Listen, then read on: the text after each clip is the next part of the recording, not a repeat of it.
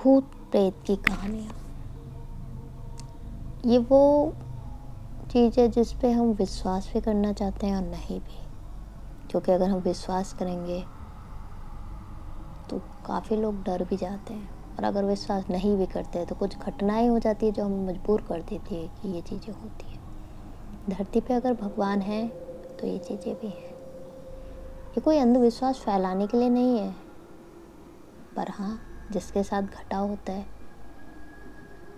कभी उनसे पूछना कि कैसे दिन दिन नहीं होते, रात रात नहीं पता लगती। क्योंकि डर एक ऐसी चीज़ है ना कि इंसान के अगर दिमाग पे हावी हो जाए तो अपनी परछाई देख के वो डर जाएगा। और ये रहस्यमयी दुनिया है, भूत प्रेत छलावा इल्लुमिनाती बोलते हैं, शैतानी उसमें एक ऐसी वो है कि जिसको पाने के लिए शैतान को पूजा जाता है और वो उनकी इच्छाएं भी पूरी करता है। पर यहाँ बात रहस्यमयी चीज़ों की हो रही है, जैसे जिसमें रहस्य, आत्माओं का क्या रहस्य है नहीं पता, आत्मा मरती नहीं है, और जिनकी मौत हो जाती है और उनकी कोई इच्छाएं रह जाती है तो वो भूत प्रेत की योनि में आते हैं। ऐसी एक कहानी आज मैं आपको सुनाने जा रही हूँ, जो लालचवश भूतों के उसमें फंस गया था। पर कहते हैं ना कि जाको राखी साइयाँ, मार सके ना कोई, तो वही हिसाब है कि वो बच गया। पर इस कहानी को सिर्फ एक काल्पनिक तौर पे लीजिएगा, क्योंकि मैं नहीं चाहती हूँ कि किसी के दिमाग पे ये हावी हो और वो डरे। क्योंकि डर ऐसा एहसास होता है कि इंसान दिन में भी अपनी परछाई देख के डर जाए। और अगर ये कहानी पसंद आए तो please like share and subscribe करें। आगे मैं आपको कभी हुआ तो अपनी रियल स्टोरी जो है हॉरर वो भी सुनाऊंगी। तो चलो कहानी शुरू करते हैं। मयंक एक मल्टीनेशनल कंपनी में ब्रांच मैनेजर की जॉब करता था। एक दिन मयंक को ऑफिस से घर जाने के लिए लेट हो गया था। सर्दी का मौसम था और रात भी जल्दी हो गई थी, ठंड भी बहुत हो रही थी। रास्ते में चलते चलते मयंक को अचानक एक आवाज़ सुनाई दी, रुक जाओ। मयंक वहीं पर रुक गया, पीछे मुड़ के देखा, लेकिन पीछे कोई भी नहीं था। फिर से वही आवाज़ सुनाई दी, सामने देखो। जैसे मयंक ने सामने देखा तो उसे ज़मीन पर कुछ चमकती हुई चीज़ दिखाई दी। मयंक दौड़ के उस चीज़ के पास गया और देखा तो ये कोई साधारण चीज़ नहीं थी, बल्कि एक चमकता हुआ हीरा था। उसने वह हीरा अपने हाथ में लिया।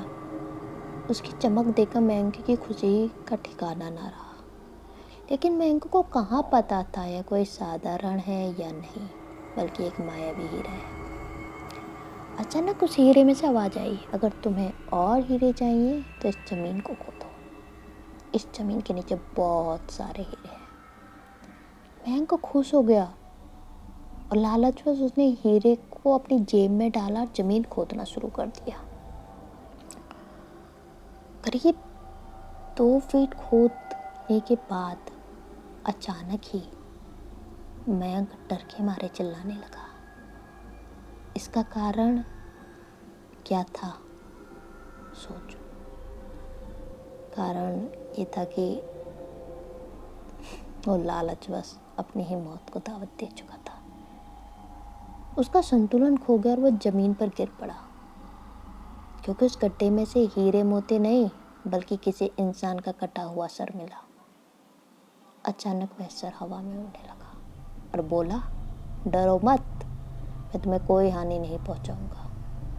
मैं तुम्हें बहुत सारे हीरे जवाहरात भी दूंगा, बस मेरी बात ध्यान से सुनो। मैं जहाँ जाता हूँ वहाँ मेरे पीछे आओ। फिर वह सिर हवा में उड़ा और जंगल की ओर बढ़ने लगा। करीबन 1 किलोमीटर चलने के बाद वह सिर रुक गया। मयंक भी रुक गया। फिर उस सिर ने मयंक से कहा, जमीन के भीतर बहुत सारे हीरे मोती जवाहरात छुपे हुए, इस जमीन को खोद कर काम शुरू करो। मयंक फिर लालचवश खुश हो गया और उस जमीन को खोदना शुरू कर दिया। खोदते खोदते ज़मीन के नीचे हीरा मोती तो नहीं मिले, बल्कि उस सिर का कटा हुआ धड़ मिला। उस सिर ने कहा, अब तुम्हें एक आखिरी काम करना है, उसके बाद मैं तुम्हें माला माल कर दूंगा। तुम्हें कहीं से भी एक लोटा खून लाना होगा। मयंक ने बोला, एक लोटा खून? पर मैं लोटा खून कहाँ से लाऊंगा? उस सिर ने कहा, चलो मेरे साथ। वो डरावना चेहरा मयंक को साथ लेकर थोड़ी दूरी पे गया। वहाँ उसे एक इंसान जाते हुए देखा। वो सिर बोला, उस इंसान को मार कर उसका खून ले आओ। मयंक डर गया और बोला, नहीं नहीं नहीं, ये मुझसे नहीं होगा, मैं ये नहीं कर सकता। अगर तुमने ये काम नहीं किया तो मुझे बहुत गुस्सा आएगा और मैं तुम्हें बहुत बड़ी मुसीबत में डाल दूंगा। फिर तुम्हारी पूरी ज़िंदगी नर्क बन जाएगी। मयंक ने हाथ जोड़कर उसे कहा, मुझे माफ़ कर दो। अगर मैंने उसे मार दिया तो प्लीज़ मुझे गिरफ्तार कर लेगी, मुझे जेल जाना होगा। उस सिर ने अपने तंत्र मंत्र की शक्ति से एक छुरी और लोटा प्रकट किया और गुस्से से बोला, अगर तुम मेरा ये काम नहीं करोगे तो मैं तुम्हारे परिवार को मौत के घाट उतार दूंगा। मयंक ने मजबूरी में आकर उस आदमी को मार डाला और उसका खून लेकर उस सिर के पास आ गया। वो सिर खून को देखकर बहुत खुश हुआ और बोला, यह खून मेरे शरीर पर डाल दे। उस सिर के कहने पर मयंक ने खून को उसके शरीर पर डाल दिया। फिर कुछ ही देर में वो कटा हुआ सिर उस शरीर से जुड़ गया। ये सब देखकर मयंक की हालत अब खराब होने लगी। वो उस भूत को देखकर काफ़ी डर गया। जैसे ही भूत जिंदा हुआ तो जोर जोर से हंसने लगा और डरावनी आवाज़ में बोला, तुमने बहुत बड़ी गलती कर दी, तुमने मुझे फिर से जिंदा कर दिया। अब मैं सिर्फ तुम्हें ही नहीं बल्कि इस पूरे शहर को मौत के घाट उतार दूंगा। डर के मारे मयंक के मुँह से आवाज़ भी नहीं निकल रही थी। वो अपनी जान बचाने के लिए वहाँ से दौड़ा, लेकिन उस भूत ने छलांग लगाकर मयंक को ज़मीन पर गिरा दिया और बोला, मुझे बहुत भूख लगी है, अब मैं तुम्हारा मांस खाऊंगा। जैसे उस भूत ने मांस खाने के लिए आगे ही बढ़ा कि तुरंत उसका सिर धड़ से अलग हो गया। मयंक समझ नहीं पाया कि आखिर ये चमत्कार हुआ कैसे। एक तो उसकी हालत खराब ये सोच के कि ये सब हुआ तो हुआ कैसे, क्योंकि जब मौत सामने हो तो अच्छे अच्छे लोगों की हालत खराब हो जाती है। कहते हैं ना कि जब नींबू दूसरे के हाथ में तो निचोड़ में मज़ा आता है, पर वही नींबू जिंदगी खुद के हाथ में देती है तो आफत आती है उसे निचोड़ में, क्योंकि उसे पता होता है कि डर और मौत दोनों ही क्या है।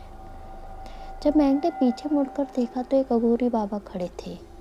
उस अघोरी बाबा ने कहा, जब तुम उस आदमी को मार कर उसका खून ले जा रहे थे तभी मैंने देख लिया था और समझ गया कि कुछ तो बुरा होने वाला है, इसलिए मैं तुम्हारे पीछे पीछे यहाँ तक चला आया और मैंने अपनी मंत्र की शक्ति से उस भूत को फिर से मार दिया।